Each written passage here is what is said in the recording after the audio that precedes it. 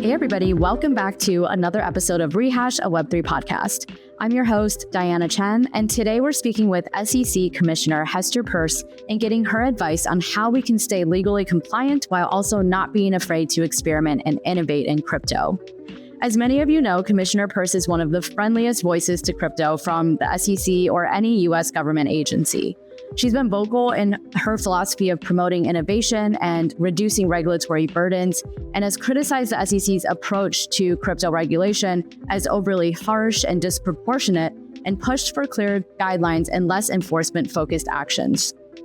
While she does express some criticism of the SEC's unwillingness to learn and be more open-minded toward crypto, she remains hopeful that a new year will bring positive changes to crypto regulation in the US and make this country a friendlier place for crypto builders to stay. If this conversation triggers any thoughts or questions for you, please join our community chat on Telegram at t.me/rehashweb3 to discuss further with your fellow Rehash listeners.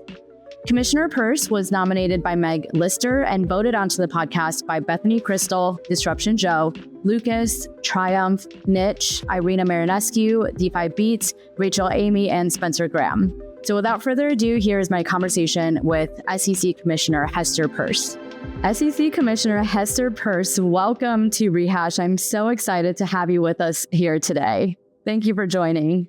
Thank you. It's great to be with you on Rehash. I'm really looking forward to our conversation. I do want to start with my disclaimer, which is that my views are my own views as a commissioner, not necessarily those of the SEC or my fellow commissioners. Thank you for that. Thank you so much for taking the time. I'm so excited to have you here. Why don't we just go ahead and dive right on in? I want to start with just, a lot of the people listening to this podcast are people who are working in the crypto world, or at least are crypto curious to some extent, but also very much aware of what's happening in the outside world. One common point of feedback I've heard from people is really just, the way that the SEC seems to be treating crypto. It seems like the SEC is maybe placing a higher level of scrutiny onto crypto than what is being placed onto traditional institutions is something that I've heard from a lot of people and observed myself. How would you respond to that line of thinking?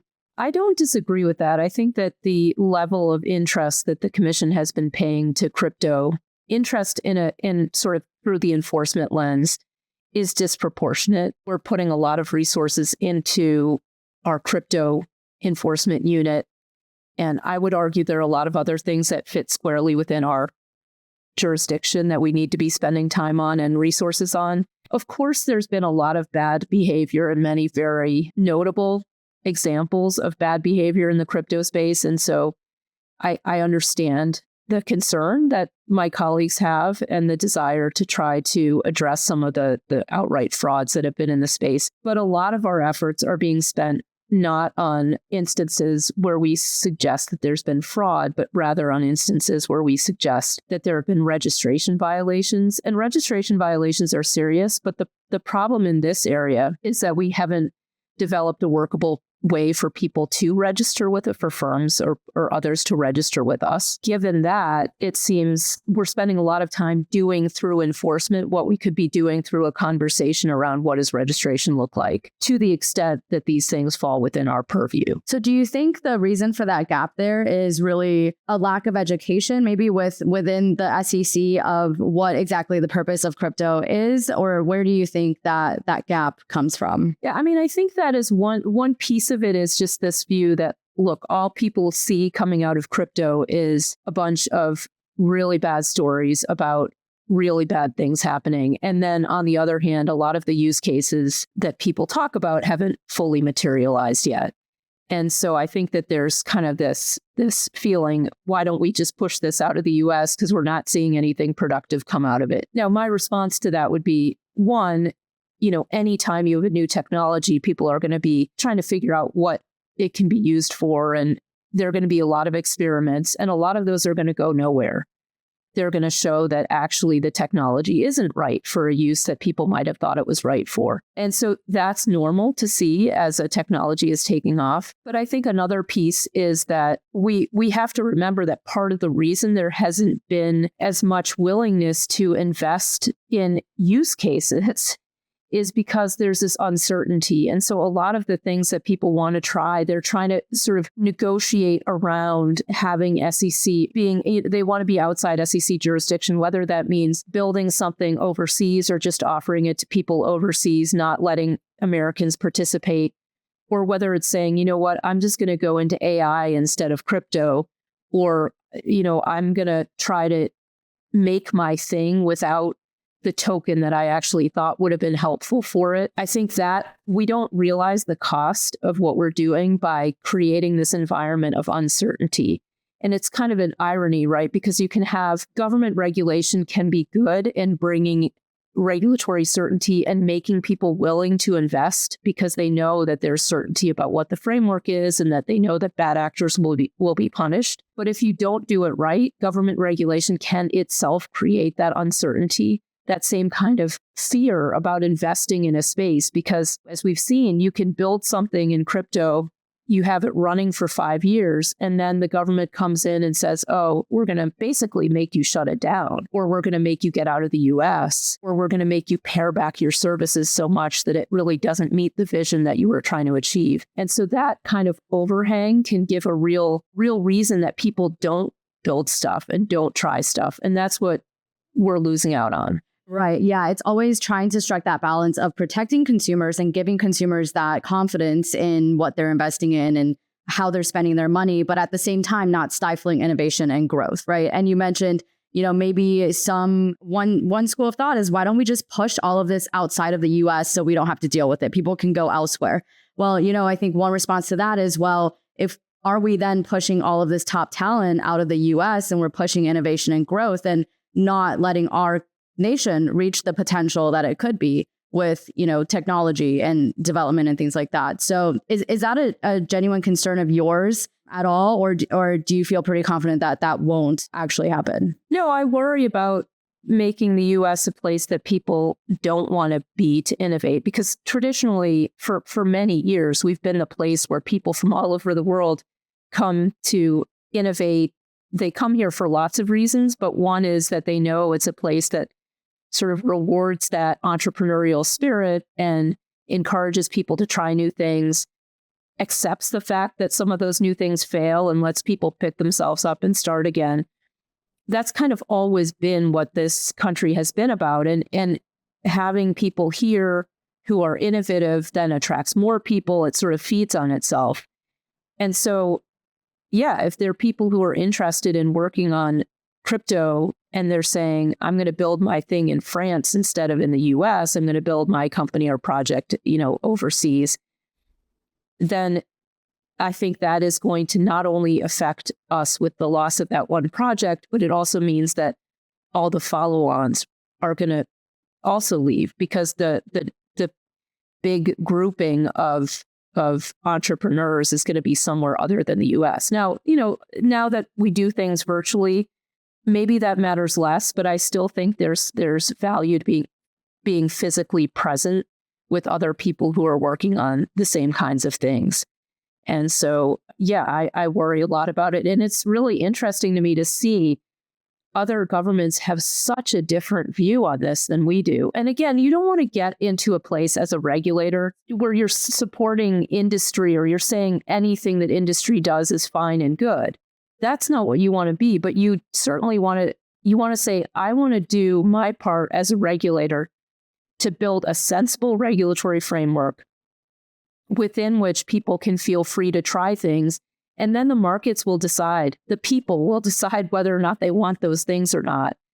But to put ourselves in the place of sort of saying, we don't think there's anything here, we're happy for it to move outside of the US, I think we're really doing serious damage to ourselves. Yeah, I've heard you say this before too, that, we should just let the market decide, let the people decide what it is they want. Obviously, part of the job of the SEC is to create regulations that protect consumers. And this is a line that we've heard over and over again. This is why we're ruling this way is because, or this is why we're taking this stance is because we want to protect consumers, not just with the SEC, but with other agencies as well. I'm curious, where do you think that line should be drawn between letting the people decide what it is they want and what they want to push out versus protecting consumers so that they don't get taken advantage of by all the bad actors out there? Well, you're right that investor protection is one of our three core functions as an agency. And so it is important. But, I think of investor protection a bit differently than some other people do. Part of it is protecting investors from fraudsters. And that's why we shut down fraudsters in the traditional financial world as well as in the crypto world. But part of it, too, is making sure that investors have the ability to invest and to participate in the growth in this country. And so I think those two things, you always have to think about them together. You can't just think about them as two separate things. And the other point is, and I don't hide my views on this. I mean, I'm very much someone who believes that people should be able to figure out how they want to live their lives. And it's really not the government who's supposed to be telling them that. This country is about the ability of people to freely make decisions for themselves and their families. And sometimes those decisions are going to be different than what I would do. And that's okay, right?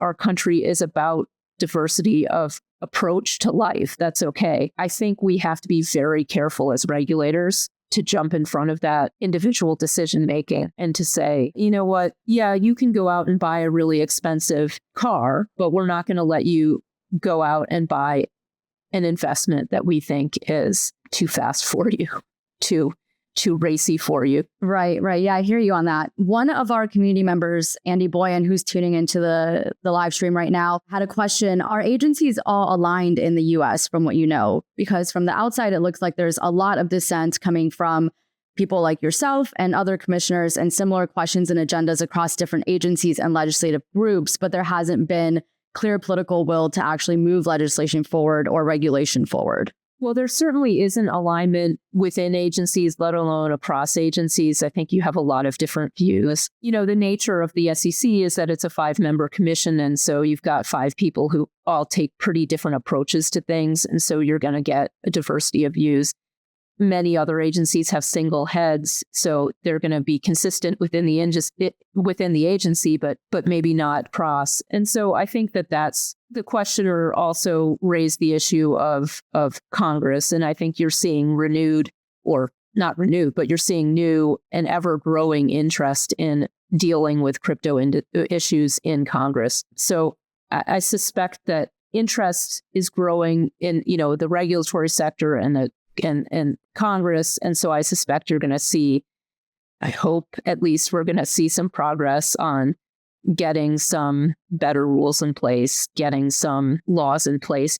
And I think what he asked in his question is also correct in the sense that there are some agencies that actually pretty early in cryptos, soon after Bitcoin really came out, there were some agencies that were really grappling with issues and others were much slower. So yeah, you do see that diversity of approach. Yeah, he says, for the record, I'm a builder trying to comply with the law and create new business models with decentralized financial tools. Thank you for fighting for us. That sort of raises another question that I wanted to pose to you too, which is, in the meantime, while we're waiting for this regulation to come about, what is it that builders can and should be doing in order to keep pursuing innovation and growth and experimenting with all of these new technologies, while also making sure they're remaining regulatorily compliant and not doing anything that is going to, one day be determined to be illegal and get them into a lot of trouble? Yeah, well, and I really appreciate that he's willing to be out there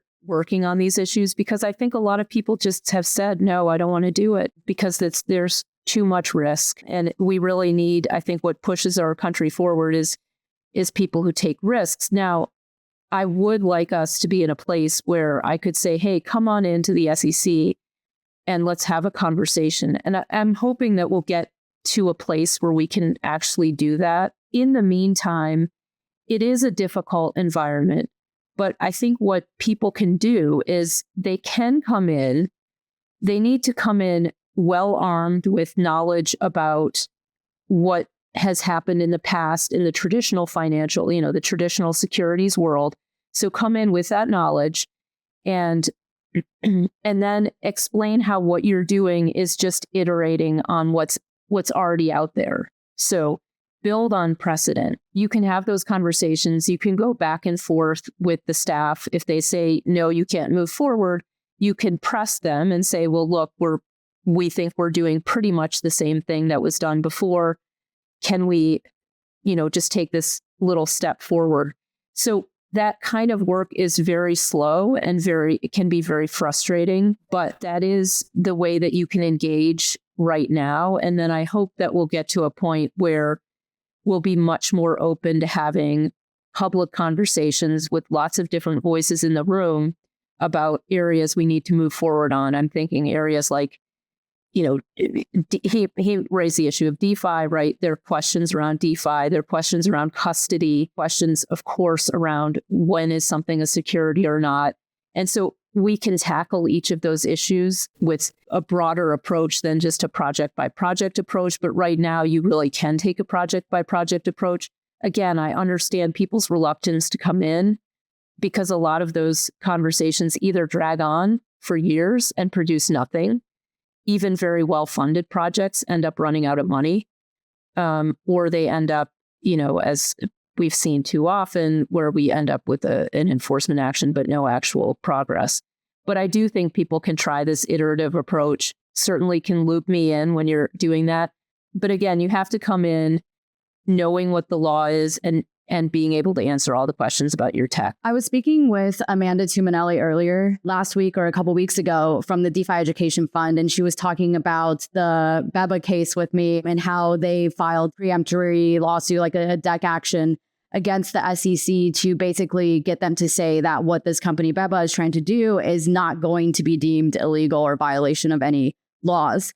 Do you recommend that as a pathway for people who are maybe unsure about whether what they're trying to do and what they're trying to experiment with is going to be within the bounds of the law, especially in cases where there hasn't really been precedent set yet and not very much guidance for people to be able to look back to and determine whether what they're doing is in line with what's been ruled, to be within the bounds of the law?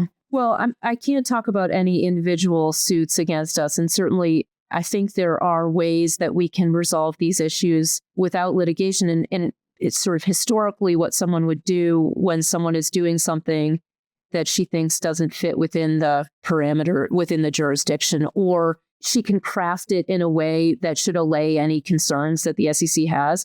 Traditionally, what she'd do is she'd come in and she'd say, hey, I'd like no action relief on this. So here's what I'm planning to do. Here are the conditions I'll adhere to. Can you provide me no action relief? We've seen a couple of those. Early on, we saw a couple of those no action letters come out. I thought they were very conservative in the sense of these things hardly seem to me that they even should have needed no action relief. And then the conditions around them are very confining. But I guess that's one of the ways that you can do it. You can say, hey, we saw that you gave this no action relief. SEC staff, typically it's the staff, not the commission that grants this. SEC staff, we saw that you granted this.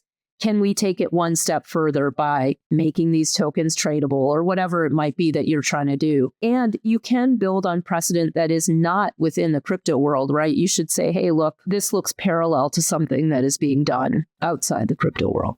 One thing that I wanted to ask is within the realm of crypto, when we say crypto, we are talking about DeFi projects like Andy just raised. We're talking about also NFT projects, art projects, DAOs and governance and all of these things. From the SEC's perspective, is there a way that they distinguish between more financial projects within the crypto space, like DeFi projects, versus non-financial projects like art and NFT projects? One of the issues that I am particularly concerned about is that there are uses of crypto that have really nothing to do with the SEC. And people are scared even to use crypto for getting artists the ability to get paid for their work, for example, because they're scared it's going to turn into a securities issue. So that's an example of an area where we could provide guidance. But as you've seen in some recent instances, Stoner Cats, Fly Fish Club, these are things that one might think had nothing to do with the SEC and they still get drawn in. So people do need to be careful because we are taking a very broad reading. We, meaning the commission, sometimes over my dissent, is taking a very broad reading of what might be pulled in. And so I think it's really stunted the ability of people to experiment with using NFTs, for example, for some of the types of engagement with fans. I'm particularly enthusiastic about seeing artists and writers and musicians be able to use these things to figure out a way to get paid as their songs are played or as their art is resold, to, be able to have a royalty stream coming back. And so again, I hope that we'll get to the point where people will be able to do more experimentation. Yeah, speaking of your dissents, I think one of the most recent ones that people probably have top of mind is your dissent in the library case, where you expressed that you thought the SEC's approach was overly harsh and disproportionate, which could then lead to stifling innovation and not actually protecting consumers. I think so much of this is just about balance and figuring out where to draw that line between encouraging innovation, allowing growth, and also protecting consumers. Can you help us better understand specifically in that library case why you took the position that you did and where you believe the line should have been drawn in that case when it comes to enforcing the appropriate action necessary against projects in order to protect consumers without stifling innovation? Yeah, I mean, it was a registration violation case. There were not allegations in that case of fraud. What we were saying is they didn't properly figure out how the securities laws applied to what they were doing. And this is an instance where there was an actual project, right? They were spending their time building something. There was something being built on top of that blockchain. It was a video streaming service. And so people were actually using that. There was a purpose for the token. I think this is an area where we could work with these kinds of projects to find out how they could still do what they're trying to do, which, has a really concrete purpose. And if we have concerns around disclosure, which I think are valid, you want to know what your project is when you're buying a token. You want to know what the project is planning to do. You want to know how many tokens they're holding on to. You want to be able to see the code. You want to know whether it's been audited by a third party. These are all normal things, but that's why a long time ago, I proposed a safe harbor that would have answered these kinds of questions, that would have provided this kind of disclosure. We could have made so much progress moving forward with trying to actually say, okay, here's what a disclosure framework would look like in this context, but we chose not to do it. Can you talk a little bit more about that safe harbor for people who aren't aware? And then we also had a follow-up question about that from our community as well. And I'm just going to pull that up while you give some background on what that safe harbor was about. Yeah, so the safe harbor was essentially saying, how can people do a token or a coin offering? And how can they do it in a way that does address the real concerns that people are putting these things out there, putting white papers out there, and then just not doing anything they say in the white paper. They're not telling people what the tokenomics are. They aren't telling people what the background of the people behind the project are. And these are things that people want to know. And so the idea was, hey, let's try to get to a point where we can have a set of disclosures that people make. And then if you actually succeed in decentralizing your project, which is the goal of a lot of these things, not all of them, but a lot of them, the goal is to have it be a decentralized ecosystem that lots of people are, I hate the term ecosystem, but I still use it, but have a decentralized blockchain where a lot of people are participating in it. Then you really get away from the need for disclosure, because disclosure is being used when is necessary when there's information asymmetry, meaning the project team has more information than anyone else, certainly more than the people who are just buying tokens on secondary markets, for example. And so this is a way to address that concern. And that was really what it was out there to do. I wanted people to tell me where it worked and where it didn't. I mean, there are a lot of questions around how do you tell whether a project is decentralized? If the whole project team got hit by a bus, would this thing still keep going? Is that the right measure? Is there some other way that we can determine whether something's decentralized? And so I think that's an area that I've heard some feedback on. But in general, people like the idea of having some sort of a framework out there. Then projects that put disclosure out would be rewarded instead of punished. Right now, they feel like if we put disclosure out, we're more likely to attract regulatory attention. And that's pretty perverse. Yeah, the question that we had from community member Kyle Bestape was, do you think there could be a safe harbor retail layer on top of industrial strict layer for a permissionlessly permissioned composite, as has worked for YouTube and DMCA? So DeFi can blossom into a thriving creative class on OpenSea and beyond? I think that that's probably technically above my knowledge, but I would love to talk to this person about it because it sounds interesting. So if you want to reach out, Commissioner Peirce at sec.gov, I'd love to hear more about that idea.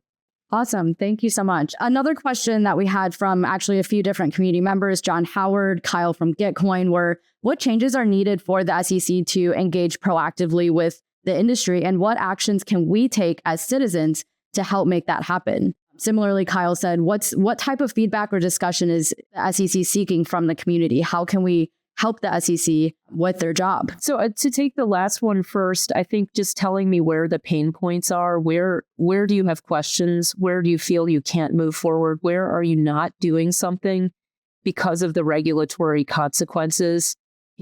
Don't tell me that you want to rip people off and you can't do that because of the rules. But, if you're building your project differently because there's an SEC rule you feel is standing in the way, or maybe just SEC ambiguity is standing in the way, tell me about that. And then with respect to what needs to change, in many ways, nothing needs to change except for our attitude. There's a lot that we could have done in the area of providing guidance, just even saying to people, hey, here are some markers that you might want to think about because this could kick you into the securities category. We talk a lot about investment contracts under the Howey test, but you could have something that is effectively working like a stock or a bond, and that would be within our purview. And so there are areas where we could have just provided guidance, or we could have provided guidance to say, here's a set of assets that you really probably don't have to worry about falling within our regime. And those are things that we could be doing now. Congress, I think, has shown an interest in pushing us forward. They may decide to give jurisdiction over a lot of this stuff, not to us, but to the CFTC or another regulator. But I think if Congress does something, that obviously provides a level of clarity that we wouldn't otherwise get. But I do urge you to talk to us. If you see us put out a rule proposal that you think has implications, write us a letter. It doesn't have to be formal. Just send us an email. You can always reach out to me. If you see someone give a speech and you just disagree with I'm not suggesting that you all watch us closely all the time, but you might see someone make a comment, give a speech that you think is just not right. Send them an email. This is a country where you can engage with your regulators. You might not hear back, but the person may nevertheless be taking into consideration your comment. One point of view that I've heard from a lot of builders in crypto right now is, at least leading up to the election, which we're recording this on October 29th, 2024. I think a lot of builders in crypto right now are taking the position that they're just going to refrain from doing anything drastic, from experimenting with anything new until at least the election has taken place or until the lame duck period has passed. Is that the same kind of advice that you would give to people? I know, obviously, you've been saying that you want to encourage innovation and growth, and you want to encourage people to just reach out if they have any questions. But as we're kind of going into this unknown period, do you think it's wise to just lay low, hold off on anything new and big until the new administration has been put in place and we have maybe a little bit more clarity on how they're going to view things? Well, the election is coming up. And we know that regardless, we're getting an administration change. And so that can be the moment for people to rethink how they approach issues. I've always taken the position that the commission could change tomorrow, today. We could start being more productive. There are pockets where we've done things that are productive, even at the SEC, which has gotten a lot of criticism. We've made some progress on tokenizing money market funds, for example, which is pretty interesting. And I think there's some other tokenized funds that are interesting. So yeah, people can wait, but I think one thing people should definitely be doing is thinking about what does a good regulatory framework look like once there is a willingness to engage on those kinds of issues. If you don't have any idea what that's going to be like, then the people coming in who are going to have millions of other things to work on, they're not going to have time to craft that, right? It's going to have to, and this is why I've always advocated having a very public process where we craft something. I don't want to sit in a back room with a few large players and come up with a solution. I want it to be really group effort by all different kinds of people who are coming at this from different perspectives. So have your ideas ready. You never know when you'll get the opportunity to give them to someone and where it could go and actually become law or regulation. Yeah. If you could wave a magic wand with regards to rulemaking for crypto, where would you start with that? Like, where do you think the low hanging fruit is that you would tackle first? Well, I mean, I think my first use of it would be to turn that come in and register sign on, but actually have it mean that you could come in and register. So I've put forward as one example, a micro innovation sandbox, which people could use to come in. But the idea really would be to say, hey, if you come in, we're going to work with you in good faith. So that would be number one thing I would do. Number two, I would start tackling some of these issues around providing guidance so that people who don't need to worry about us can not worry about us, right? And then dealing with stuff that does fit within our remit, working on issues around custody, working on, do we want to have a framework for providing some more guidance around what's the security? We can work on that issue. And then, sort of ticking through each of the issues. DeFi is one that I worry about. I think we need to really think a lot about that one. I mean, if I had a magic wand, there'd probably be some things I would do there. And I'm not sure that there are things that others would necessarily agree on, because I think we need to really make sure we're protecting the ability of developers to develop.